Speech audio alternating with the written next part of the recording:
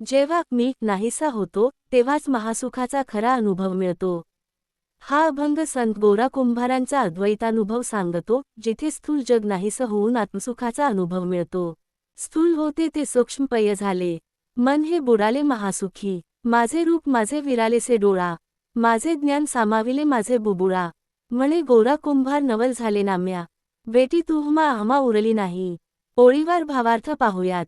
एक स्थूल होते ते सूक्ष्मपयी झाले, मन हे बुडाले महासुखी. अर्थ, जे स्थूल दृश्यमान बाह्य होतं ते सूक्ष्म झालं. मन बाह्य जगातून मागे फिरून सूक्ष्म आत्मानंदात बुडून गेलं. तेथे मनाला परमानंदाचा अनुभव झाला.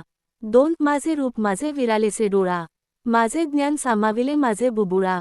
अर्थ, त्या अवस्थेत मी ही भावना नाहीशी झाली. स्वतःचं रूपही ओळखू येईनासं झालं. ज्ञान इतकं अंतर्मुख झालं की ते डोळ्यांच्या बुबुळातच सामावल्यासारखं वाटलं. 3. म्हणे गोरा कुंभार नवल झाले नाम्या, बेटी तुहमा आम्हा उरली नाही. अर्थ, गोरा कुंभार म्हणतात, नामदेवा, हा किती अद्भुत अनुभव आहे. आता तुझी आणि माझी भेट अशी राहिली नाही, कारण तू आणि मी वेगळेच उरलो नाही. या अभंगात संत गोरा कुंभार सांगतात, जेव्हा मन बाह्य जगातून सूक्ष्म अनुभवात बुडतं तेव्हा मी आणि तू हा भेद संपतो.